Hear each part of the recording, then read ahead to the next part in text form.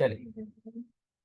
आज हम बात करेंगे जो 6 मिस्टेक्स होती हैं ओईटी राइटिंग, जो नॉर्मली स्टूडेंट्स करते हैं और उनको पता नहीं होता। तो आज स्पेशली मैंने जो आपके लेटर्स चेक किए हैं, उसके बाद मैंने ये प्रेजेंटेशन जो मुझे कुछ मटेरियल मिला उससे रिलेटेड मैंने आपके लिए बनाई है, ताकि आप इन मिस्टेक्स को आइडेंटिफाई करें अपने लेटर्स में और इन चीज़ों को, इन मिस्टेक्स को आप ना दोहराएं, ताकि आप ज़्यादा से ज़्यादा जो मार्क्स हैं अपने इम्प्रूव कर सकें। देखें, राइटिंग के अंदर ना जितने ज़्यादा आप एरर कम करते हैं ना, उतने ज़्यादा आपके चांसेस होते हैं स्कोर ज़्यादा करने। बहुत सारे स्टूडेंट्स को जैसे मैंने बताया कि आपने कुछ वोकेबलरी है, मैं ना कुछ वर्ब जो होते हैं ना कॉमन, का कल या परसों किसी ने मुझे शायद मैसेज पे या ग्रुप में बात की थी कि ओईटी स्टैंडर्ड वर्ड्स सर कौन से हैं, तो ओईटी स्टैंडर्ड के वर्ड्स हैं वो कुछ, तो वो मैं आज आपके साथ ग्रुप में शेयर कर दूंगा, मेरे पास मेरे रजिस्टर में लिखे पड़े हैं। तो आप वो वर्ब होते हैं जो आपने डिफरेंट सिचुएशन में, जो आपकी पेशेंट की सिचुएशन है, जो आपकी चीज़ की बता रहे हो, हॉस्पिटल से रिलेटेड बता रहे हो, टेस्ट से रिलेटेड बता रहे हो, ट्रीटमेंट से रिलेटेड बता रहे हो, तो आपने वो वर्ब अगर यूज़ करते हैं तो वो ओईटी स्टैंडर्ड वर्ब होते हैं और उनकी मार्क्स आपको होते हैं। अगर आप वो वर्ड यूज़ करते हैं तो आपके जनरल स्टाइल में जो नंबर होते हैं वो बढ़ जाते हैं, 6-5 के आने के चांसेस ज़्यादा होते हैं, ठीक है। लेकिन अगर आप सिंपल लेटर लिख आते हो, आप ओईटी स्टैंडर्ड की वोकैबुलरी यूज़ नहीं करते, तो उसका नुकसान क्या है कि आपके नंबर उसमें से कम आएंगे। जहाँ आपको उसमें से 6 नंबर मिलने हैं, हो सकता है वो आपको उसके 3 या 4 नंबर दे। तो वो जो 3 और 4 नंबर देगा तो आपके स्कोर रेट कम हो जाने के चांसेस होंगे। ये इसका रीज़न होता है, ठीक है।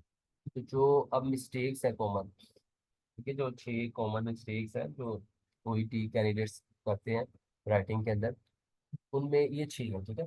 फर्स्ट मिस्टेक है वो है नॉट यूजिंग पैसिवाइज। आपको मैंने पैसिवाइज की अहमियत का बताया हुआ है लेटर के अंदर कि पैसिवाइज क्या होता है। वो जो बंदा काम कर रहा होता है उसको हाईलाइट नहीं करता, बल्कि जो काम हुआ होता है उसके ऊपर ज्यादा उसकी स्ट्रेस आती है। तो ये ओईटी जो लेटर होता है उसके अंदर बहुत ज्यादा जरूरी है कि आप जो पेशेंट का काम हुआ है, जो पेशेंट की चीजें हो रही हैं, जो आउटकम आ रहा है, उसको हाईलाइट करें। वो ज्यादा अहमियत का हामिल होता है।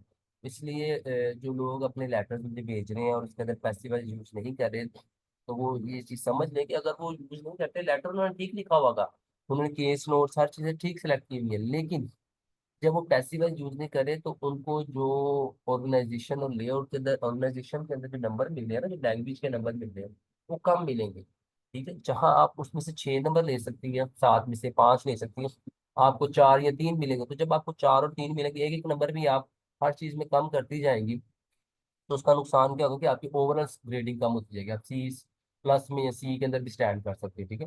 अगर आपने कोई मेजर मिस्टेक, अब देखें कोई मेजर मिस्टेक क्या होती है, फॉर एग्जाम्पल कोई मेजर केस नोट था वो आपने मिस कर दिया, ठीक है। अब आपने वो मिस्टेक भी कर दी, आपने लैंग्वेज भी अच्छी यूज नहीं की और ओईटी स्टैंडर्ड की वर्ड और पैसिवाइज भी यूज नहीं की है, 3-4 मिस्टेक्स होगी ना एक साथ, तो लेटर बेशक आपने ठीक लिखा होगा, बाकी फिर आप कहेंगे यार मेरा नंबर क्यों कम आया। वो नंबर इसलिए कम आया क्योंकि वो हर चीजें जो आप छोटी छोड़ती जा रही हैं वो आपके एक एक दो दो नंबर उसमें से कम होते जा रहे हैं, और लास्ट में ओवरऑल ग्रेडिंग आपकी कम होगी। तो ये जो चीजें हैं जैसे पैसिवाइज है, जो ओईटी स्टैंडर्ड की वोकैबुलरी है, ये तो आप लाजमी यूज करें ना, क्योंकि इसके तो आपके पूरे पूरे नंबर है, आपके नंबर कटेंगे। हाँ, केस नोट किसी भी वजह से जल्दी में या आप सिलेक्ट करते वक्त भूल गई या लिखते वक्त भूल गई, उसके अगर एक दो नंबर कटता है तो वो आपको कंपनसेट कर देगा कि आप सी प्लस या बी के अंदर स्टैंड कर जाएंगे। रन ऑन सेंटेंसेस होते हैं, ठीक है, जो कंटिन्यू सेंटेंस हम लिखते जाते हैं, उसमें ब्रेक नहीं देते। बहुत लैक ऑफ पैरेलल स्ट्रक्चर होता है कि हम एक सेंटेंस के अंदर 2 से 3 जो फॉर्म्स होती हैं, जैसे कंटिन्यूस फॉर्म है या प्रेजेंट फॉर्म है, वो हम यूज करते हैं कि आगे जब आएगा तो आपको पता चल जाएगा। तो वो हम करते हैं कि एक ही सेंटेंस के अंदर 2-3 हम जो होती है ना फॉर्म्स जिक्र कर रहे होते हैं, ठीक है। कोमा प्लेसेस, जो कोमा जहाँ रिक्वायर्ड होता है डिवाइड करने के लिए सेंटेंस को, हम वो यूज नहीं करते, ठीक है। इनकरेक्ट टेंसेस हम यूज कर लेते हैं, जो टेंसेस हम यूज करते हैं जैसे प्रेजेंट, पास्ट या फ्यूचर है तो हम उसको गलत यूज कर देते हैं। Incorrect use of an article, ठीक है। आर्टिकल जो है उसका इस्तेमाल भी आपको ज़्यादा अच्छा, चले आप ना भी सीखें लेकिन एटलीस्ट जनरल आपको ना आर्टिकल इस्तेमाल आना चाहिए। वो जो मैंने ओईटी में कैबलरी आपको दी हुई है ना, तो उसके अंदर आर्टिकल के बारे में लिखा हुआ है, तो एटलीस्ट आप उस आर्टिकल के जो टॉपिक उसके अंदर दिया हुआ है उसका मैं स्क्रीनशॉट लेके आज भेजूंगा उस ग्रामर में से, ताकि आपको और क्लियर पता चल जाए। तो आप उसको रिव्यू करें, अपने लेटर को लिखने से पहले एक दफ़ा उसको रिव्यू कर लिया करें, ताकि वो जो माइनर मिस्टेक्स हैं तो वो अपना करें। तो सबसे पहले हम कहते हैं कि नॉट यूजिंग पैसिवाइज। अगर फॉर एग्जाम्पल ये एक सेंटेंस लिखा था, सर्जन परफॉर्म द ऑपरेशन। अब ये सेंटेंस तो ठीक है, आपने जो सेंटेंस लिखा है इसमें कोई गलती नहीं है, ठीक है। If in this example it is not necessary to say who did the reaction, तो जो सर्जन ने प्रोसीजर किया है वो सर्जन का लिखना जरूरी नहीं है, बल्कि जो ऑपरेशन हुआ है वो ज्यादा जरूरी होता है। तो इस सेंटेंस को अगर आप इस तरह लिख दें कि दी ऑपरेशन वाज परफॉर्म, ठीक है, तो क्या होगा कि ऑपरेशन की वैल्यू बढ़ जाएगी, और आपकी जो ग्रेडिंग है, जो आप लैंग्वेज आप यूज कर रहे हैं, जो आप ऑर्गेनाइज कर रहे हैं पैराग्राफ को, उसके अंदर आपके नंबर ज्यादा हो जाएंगे। तो पैसिवाइज हेल्प करता है कि फोकस ऑन द एक्शन, जो एक्शन हुआ है, rather than the person doing the action, ठीक है, जो पर्सन, जिस पर्सन ने एक्शन ऑपरेशन किया है। और एक और चीज आप देखेंगे कि यहाँ पे आपका एक वर्ड भी कम हो गया, the surgeon perform the action, एक दो तीन चार पांच वर्ड्स है, और यहाँ पे चार वर्ड्स है। तो जो पैसिवाइज होता है वो बाजू बता आपको ये भी हेल्प करता है कि आपके जो वर्ड काउंट होते हैं उसको भी मेंटेन रखता है, ठीक है। तो इससे क्या होता है कि जो आपका ऑब्जेक्टिव होता है ना, वो ज्यादा क्लियर रहता है कि आपका मेन ऑब्जेक्टिव क्या था इस सेंटेंस के अंदर, या कोई भी जब आप लिख रहे होते हैं। जैसे मेडिसिन है, तो आप लिखेंगे the nurse give the medicine to the patient, ठीक है। अब नर्स गिव द मेडिकेशन, ये इतना हाईलाइट लिखने करने की जरूरत नहीं है, आप लिखेंगे ना the medication was given to the patient, तो ये ज्यादा वैल्यू हो जाएगी मेडिकेशन की बना। मेडिकेशन का जो आपका ऑब्जेक्टिव है क्लियर करना, पेशेंट को मेडिसिन मिलनी चाहिए, वो क्लियर हो जाता है, ठीक है। इस चीज को आपने प्रैक्टिस करनी है, आप जब लिखते हैं आप राइटिंग के अंदर, तो आपने इस चीज को नोट करना है कि मैं जो ऑब्जेक्टिव है, जो मेन एक्शन है, जो चीज हो रही है, उसके ऊपर मैं ज्यादा फोकस रखूं और उसको हाईलाइट करूं, रादर देन कि वो मैं सारा उसको एक्टिवाइज में लिखूं। और उससे होगा कि आपके वर्ड काउंट भी बढ़ने के चांसेस होंगे, और आपका जो काम होगा वो उतना, वो जो आपने काम किया उसके ऊपर इतना स्ट्रेस नहीं आ रहा होगा, ठीक है। इसके ये होता है कि बात का, क्योंकि do not copy information directly from the case, बात का तो इसलिए भी ऐसा हो जाता है कि हम जो केस नोट्स होते हैं उसमें से वो डायरेक्ट वो ले लेते हैं और बस उसको सेंटेंस में ट्रांसफर कर देते हैं, ठीक है। और इसका नुकसान फिर ये होता है कि हम वो सेम टू सेम वो लिख तो आते हैं, लेटर हमारी इन्फॉर्म में लगता है कि हमने लेटर पूरा लिख लिया, हमने वो टास्क भी अपना पूरा अचीव कर लिया, लेकिन नंबर आपके फिर भी कम आ रहे थे, आप सी या सी प्लस से आगे नहीं बढ़ रहे। तो उसका रीजन यही होता है कि आप पैसिवाइज नहीं यूज कर रहे थे, आप कॉन्फिडेंट नहीं होते। जो डिफरेंट रेंज ऑफ चांसेस है कि पास्ट पैसिवाइज लिख रहा है तो वो कैसे लिखना है, प्रेजेंट पैसिवाइज कैसे लिख रहा है तो वो कैसे लिखना है। वो मैंने जो अपनी फर्स्ट प्रेजेंटेशन ली थी ना राइटिंग की आपकी, गो फॉर अर्ली ट्यूशन, हाँ जी, वो मैं शेयर कर दूंगा आज दोबारा ग्रुप के अंदर, तो एक दफा उसको रिवाइज कर लीजिएगा, जिसके अंदर पैसिवाइज का स्ट्रक्चर बताया गया था। आप खुद भी नेट से यूट्यूब से खोल के देख सकते हैं, तो इसको समझे, ठीक है। जो डिफरेंट टेंसेज होते हैं उनको पैसिवाइज के अंदर कैसे लिखना है, आपको कॉन्फिडेंट होना चाहिए कि इस स्ट्रक्चर को, हैज बीन कहाँ पे आना है, हैड बीन, ये कैसे, ये सारी चीजें जो है कंफ्यूजन है, ये आपको क्लियर होनी चाहिए लेटर लिखने से पहले। अब आ जाते हैं रन ऑन सेंटेंसेस की तरफ, ठीक है। तो रन ऑन सेंटेंसेस क्या होते हैं कि फॉर एग्जांपल आप राइटिंग कर रहे हैं तो आप लिख रहे होते हैं कि mister Grey has a history of diabetes, she was prescribed insulin injection to manage her blood sugar level. अब इसके अंदर क्या हो रहा है कि दो इंडिपेंडेंट क्लोजेज है, जैसे mister Grey has a history of diabetes एक सेंटेंस है, उसके बाद आपने कोई कोमा नहीं लगाया, कोई आपने लिंकर नहीं यूज किया, आपने रिलेटिव क्लॉज नहीं कोई यूज की, और आप सीधा चले गए हैं जी शी वाज प्रिस्क्राइब्ड इंसुलिन, तो उसको तो इसका क्या होगा कि आपका ये सेंटेंस गलत हो जाता है। आपने कोई भी इंफॉर्मेशन है, जब आपने दो इंफॉर्मेशन को साथ जोड़ना है, तो उसके लिए क्लियर आपका जो है ना कोमा लगाना चाहिए, और उसके बाद जो आपकी रिलेटिव क्लॉज है, जैसे पेन बॉयज है, एंड है, कोई भी जो सिचुएशन जिसको आप बट आ सकता है एंड आ सकता है, जो भी उस सिचुएशन के अंदर, जैसे इधर हम देखते हैं mister Grey's history of diabetes, ठीक है। अब यहाँ पे वो दो चीजों को जोड़ रहा है, कंपेयर नहीं कर रहा। जहां पे कंपेयर कर रहा होगा वहां पे आपका लिंकर फर्क हो जाएगा, जहां पे वो दो चीजों को ऐड कर रहा होगा वहां पे ये चीजें आपने समझनी है अपने केस नोट्स के लिहाज से। जो दो चीजों को आप जोड़ रहे हैं ना, आपने देखना है कि फॉर एग्जाम्पल अगर वो यहाँ पे ये कह रहा था कि mister Grey has a history of diabetes which is improving by insulin injection, ठीक है, तो यहाँ पे विच आ जाना था। अगर वो इंजेक्शन के साथ इंप्रूव हो रही है तो वो इंजेक्शन आए, विच आ जाना था। यहाँ पे वो कह रहा है कि she is prescribe insulin injection to manage her blood sugar level.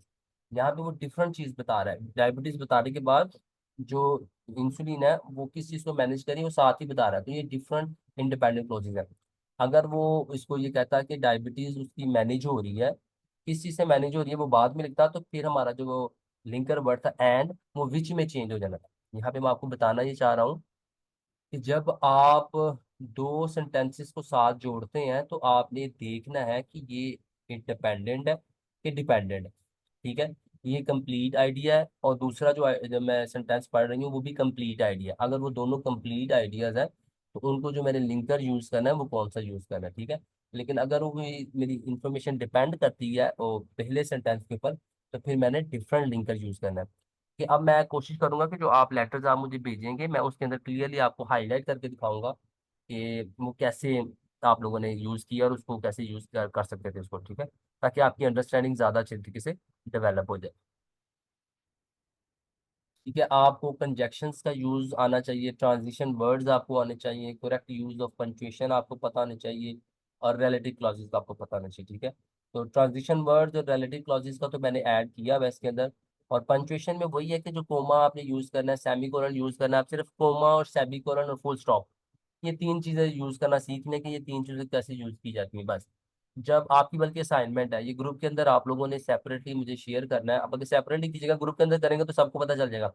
तो सेपरेटली बल्कि मुझे शेयर करें कि आपने क्या करना है, कि आपने जो पंक्चुएशन के अंदर कोमा, सेमीकोलन और फुल स्टॉप, ठीक है, ये तीन चीजें हैं। फुल स्टॉप तो आपको अभी से पता होगा कि जहाँ पे सेंटेंस खत्म होता है तो वहां पे फुल स्टॉप यूज करते हैं, लेकिन जो कोमा और सेमीकोलन है ये आपने लाजमी समझना है, क्योंकि ये अक्सर कई सेंटेंसेज होते हैं जहाँ पे आप कंपाउंड कम्प्लेक्स सेंटेंस लिख रहे हो तो वहाँ पे सेमीकोलन यूज होता है, ठीक है।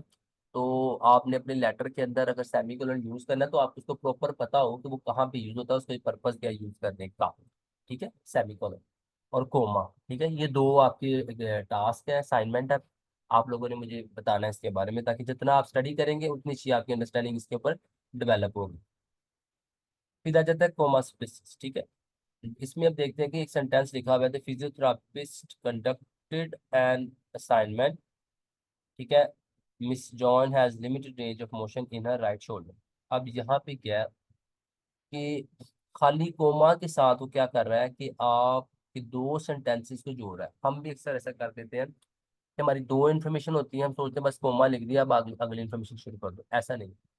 जब आप दो इंफॉर्मेशन हैं उनको साथ जोड़ रहे हैं तो उसको या तो आपने उसके लिए जो लिंकर है वो यूज करना है, या रिलेटिव क्लोज यूज करनी है। रिलेटिव क्लोज का मतलब क्या होता है कि जो आपकी पहली स्टेटमेंट को और वाजिया कर रही हो, ठीक है। जहाँ पे इस तरह आप देख सकते हैं कि लिखा है physiotherapist conducted an assessment which revealed that, ठीक है, जो उसने असेसमेंट कंडक्ट किया, उसने जो रिवील किया वो, उसकी वजह से जो रिजल्ट आया वो आगे में लिख रहा है कि which revealed that miss John has limited range of motion in her right shoulder. अब एक चीज मैं यहाँ पे क्लियर कर दूं कि अक्सर आप सेंटेंसेस लिखते हैं, आप क्या करते हैं कि आप भी इसी तरह करते हैं कि आप एक सेंटेंस लिख के ना कोमा लगा के आगे इन्फॉर्मेशन नेक्स्ट लिख देते हैं कि आप, हम ये समझते हैं कि जो पढ़ने वाला है ना वो इसको समझ आ जाएगी कि अगर मैंने ये चीज लिखी तो उसके बाद ये है तो ये दोनों आपस में लिंक है। लेकिन राइटिंग में ऐसा नहीं होता। राइटिंग में आपने ज्यूम नहीं करना कि अगर मैंने दो चीजें इकट्ठी लिखी तो राइटर को समझ आ जाएगी। आपने अपना मतलब लिख के इजहार करना है कि मैं ये लिख रही हूँ तो क्यों लिख रही हूँ, उसके रीजन क्या है। तो अगर फिजियोथेरेपी असेसमेंट हुई है तो उसके साथ क्या हुआ है, which reveal that John has limited range of motion in her right shoulder. तो जो रिलेटिव क्लॉज है इसकी भी मैंने एक स्लाइड नीचे रखी हुई है, वो थोड़ा सा उसके ऊपर आपको बता दूंगा। तो आप लोग रिलेटिव क्लॉजेस का पता होना चाहिए, ठीक है, जो मैं आज आपको बता दूंगा। और आपको ट्रांजिशन वर्ड्स का पता होना चाहिए, ठीक है, ट्रांजिशन वर्ड्स कौन से होते हैं, स्टार्ट में कौन से ट्रांजिशन वर्ड्स लगाते हैं, मिड में कौन से लगाते हैं, मिड ऑफ द सेंटेंस में, और लास्ट में अगर लगाना हो तो हमने कौन सा ट्रांजिशन वर्ड लगाना है, ठीक है।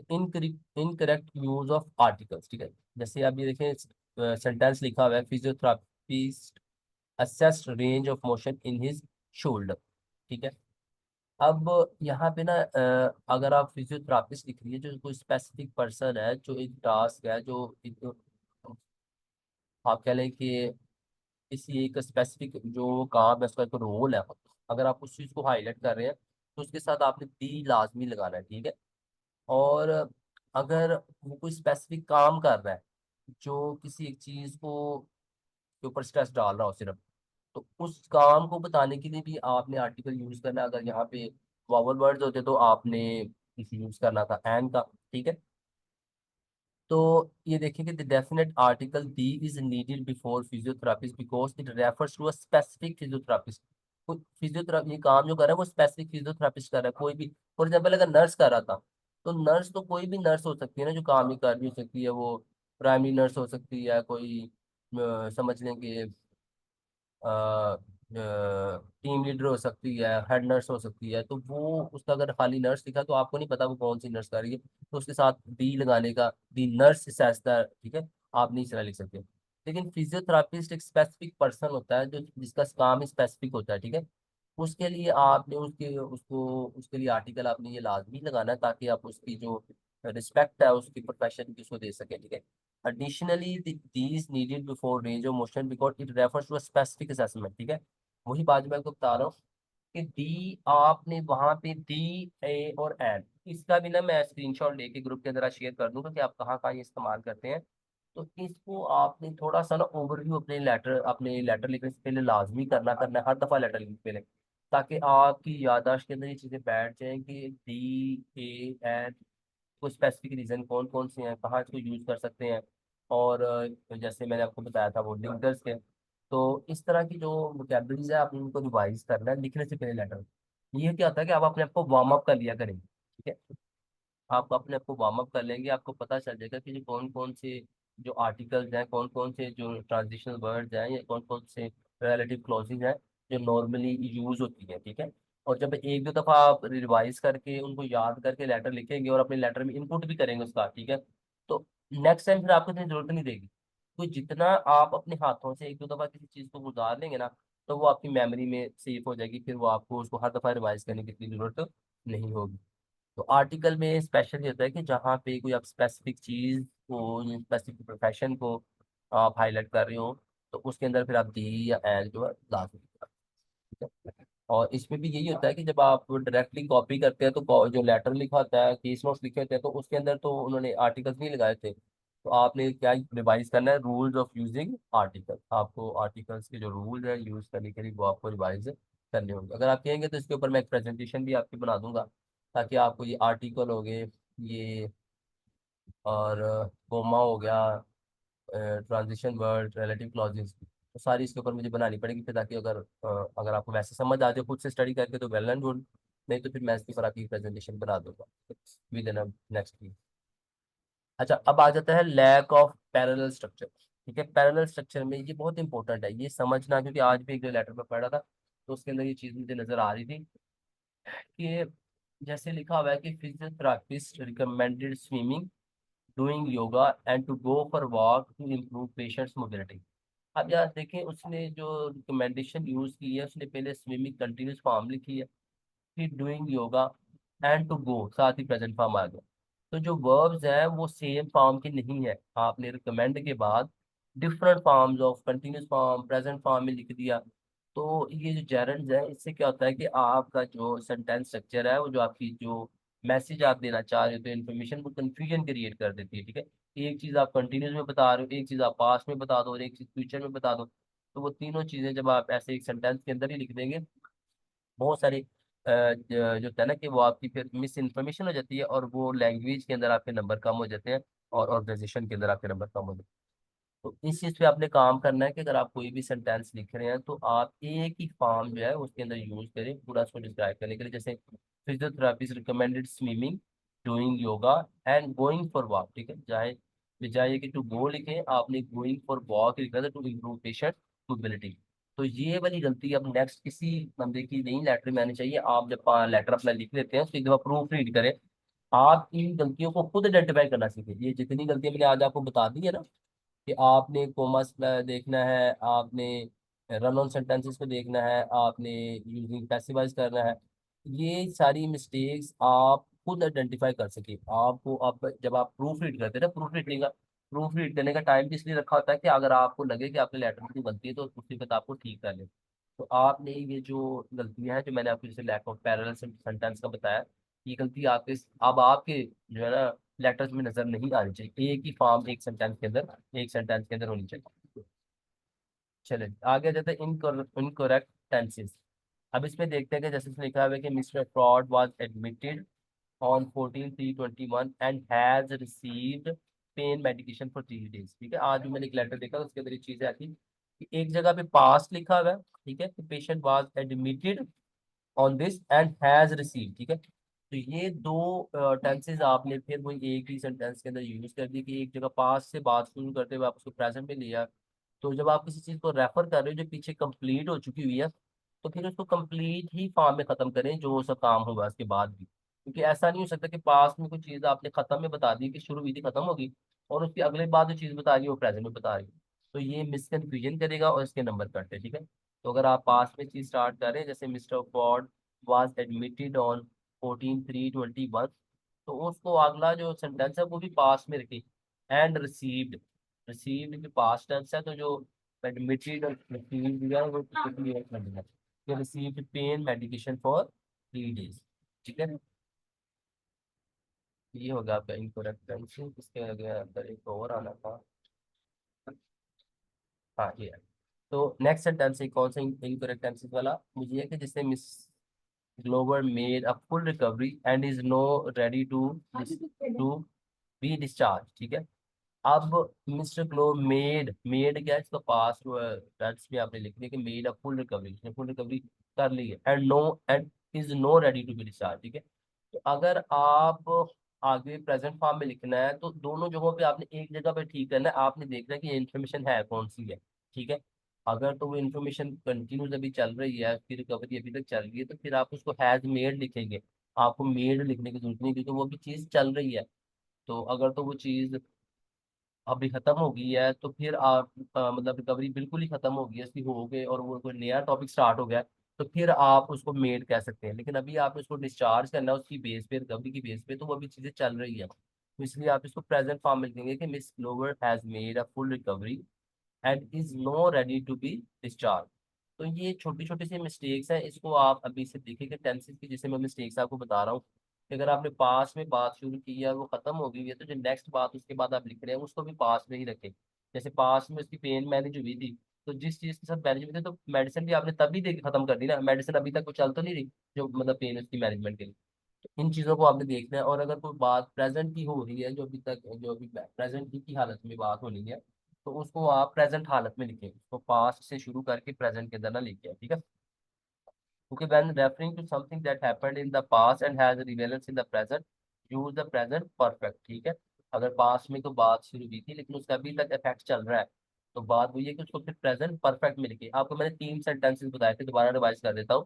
पास्ट सिंपल, प्रेजेंट परफेक्ट और प्रेजेंट परफेक्ट कंटिन्यूस, ये 3 टेंसेज है। अगर आप इनको अच्छी तरह समझ जाते हैं तो आप अपने लेटर्स के अंदर कम से कम गलतियां करेंगे, ठीक है। अब आगे आ जाता है, ये देखिए जो ट्रांजिशन वर्ड्स है, ठीक है। इसके अंदर ये है कि आपने कोशिश करना है कि जो transition words for the beginning है, कि अगर कोई भी सेंटेंस स्टार्ट कर रहे हैं तो आप फर्स्ट से कर सकते हैं, इस as a rule accordingly in the first place. इसमें आपने चूज वो करने जो आपके ओईटी स्टैंडर्ड के, आपने सारे ये नहीं लेने, ये सिर्फ एक आपको समझाने के लिए है कि जो ट्रांजिशन वर्ड्स होते हैं वो क्या करते हैं कि वो आपकी एक स्टोरी होती है, वो उसको डिस्क्राइब कर रहे होते हैं। आपके जो किसी भी चीज को जो रैशनल आप दे रहे हैं सेंटेंस के अंदर, वो उसकी रीजन बता रहे थे। जैसे शुरू से अगर आपको कोई चीज बतानी है तो आप उसको फर्स्ट लाइन में सेंटेंस के स्टार्ट में लिखना है, तो आप इस तरह लिख सकते हैं, फर्स्ट से, मोर ओवर से, टू बिगिन, वन इम्पोर्टेंट, ठीक है, इन द फर्स्ट प्लेस, इस तरह से, ठीक है। अगर मिड में किसी जगह पे आप सेंटेंसेस को जोड़ रहे हैं तो फिर आप देयर फॉर, ठीक है, अलॉन्ग विद, इस तरह के वर्ड यूज कर सकते हैं। आप करते भी अलॉन्ग विद, बहुत सारे स्टूडेंट यूज करते हैं, अच्छा वर्ड है। जब आप किसी टेस्ट को या किसी चीज को यूज करते हो तो आप अलॉन्ग विद यूज करते हो, ठीक है। आप दैट इज भी कर सकते हो, ठीक है, एट द सेम टाइम भी कर सकते हो, एट द सेम टाइम बहुत अच्छा वर्ड है। तो अगर लास्ट में अगर आप कुछ चीजें बताना चाह रहे हो तो उसको फिर आपने इन ब्रीफ कह सकते हो, टू सम अप कह सकते हो, ठीक है, टू कंक्लूड कह सकते हो, ठीक है। ये कुछ जनरल वर्ड है जो कोई चीज स्टैंडर्ड के में से है, वो आपने सिर्फ वो यूज करना है, जैसे मैं आपको बता रहा हूँ, टू कंक्लूड कह रहा हूँ, सम अप कह रहा हूँ, ठीक है। और अल्टीमेटली ऑब्वियसली इस तरह के वर्ड आपने ओईटी के अंदर यूज नहीं करने, ठीक है। अब आ जाते हैं रिलेटिव क्लॉज क्या होती है, जो मैंने एक वर्ड यूज किया था कि रिलेटिव क्लॉज क्या होती है। अगर एक मेन क्लॉज है, जैसे my mother is standing there, ठीक है, अब उसके अंदर अगर आपने कोई उस मदर की एडिशनल चीज लानी है, यानी कोई चीज उसकी बतानी, कोई इन्फॉर्मेशन बतानी है, तो आप कैसे वो कर सकते हैं। जैसे यहाँ पे उन्होंने किया कि my mother comma who has brown hair is standing है, ठीक है, जिसके ब्राउन बाल है और वो यहाँ पे खड़ी हुई है, ठीक है। तो आप जब भी कोई रिलेटिव क्लॉज ऐड करते हैं, कोई एडिशनल इंफॉर्मेशन ऐड करते हैं, तो उसके साथ आपको who, that, which, who, whom, ठीक है, ये नीचे 5 डब्ल्यू दिए, 4 W और 1 D दिया हुआ है। इसको याद कर ले कि आप अगर किसी एक सेंटेंस के अंदर पेशेंट की कोई एडिशनल इंफॉर्मेशन लिख रहे हैं, एक ही पेशेंट के साइन सिम्टम बता रहे हैं और उसके अंदर अब आपने कोई और साइन सिम्टम ऐड करने हैं, तो आपने सिचुएशन के लिहाज से वो साइन सिम्टम को ऐड करना है कि हु, दैट, विच, दोज, जो भी इसमें अंदर आ रहा हो तो आपने वो चीज़ लिखनी है, ठीक है। और कुछ चीज़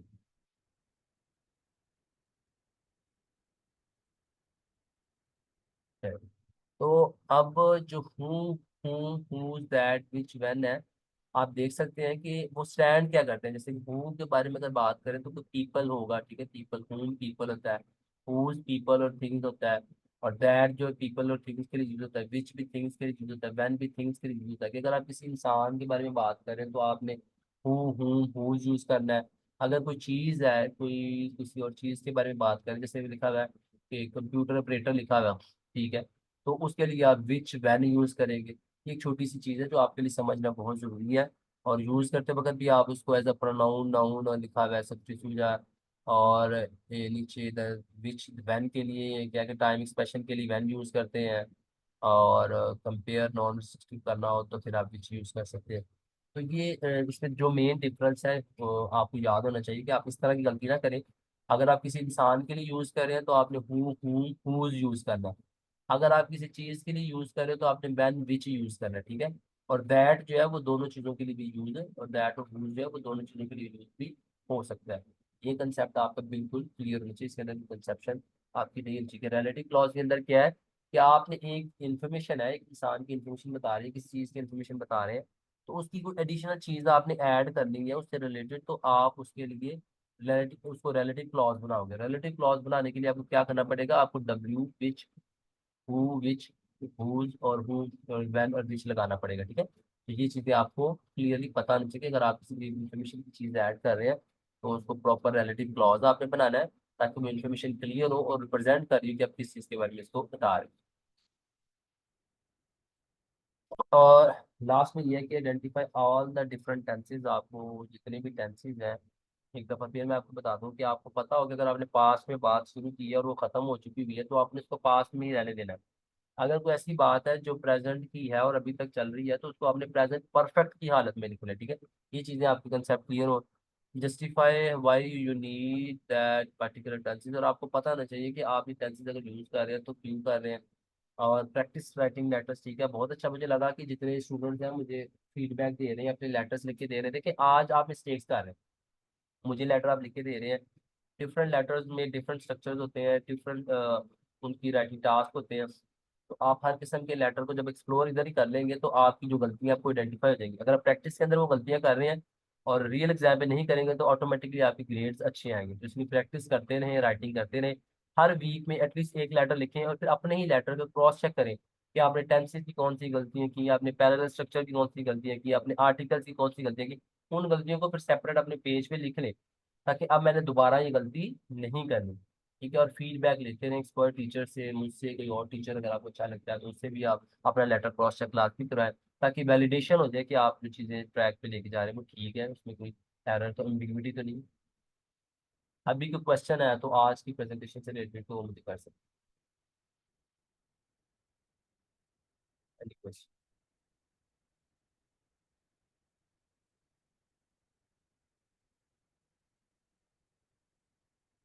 जी, एवरीबडी प्रेजेंट। हेलो।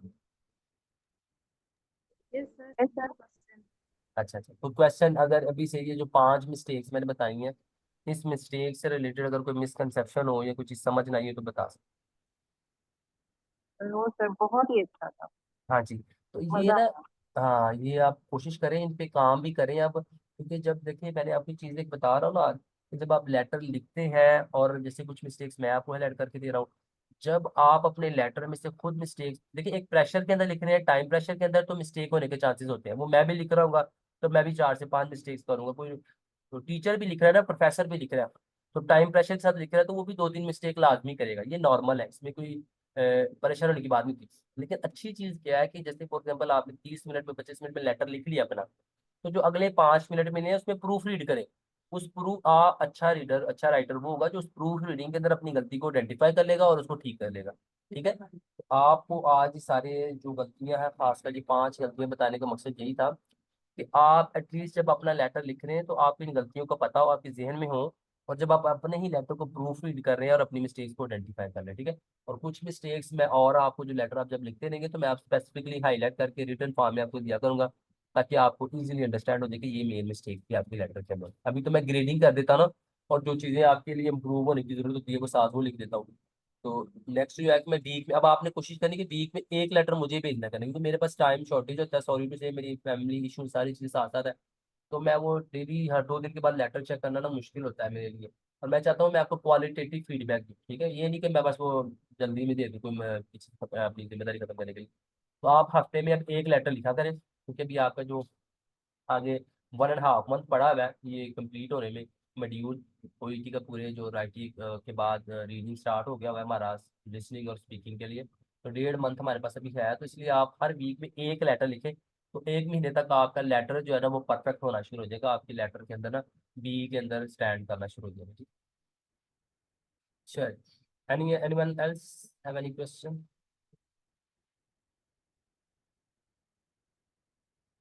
ठीक है, चलेगा। क्वेरी हुई भी तो मुझे आप टेक्स्ट कर सकते हैं, मैं आपका जो क्वेरी है वो एड्रेस कर दूंगा।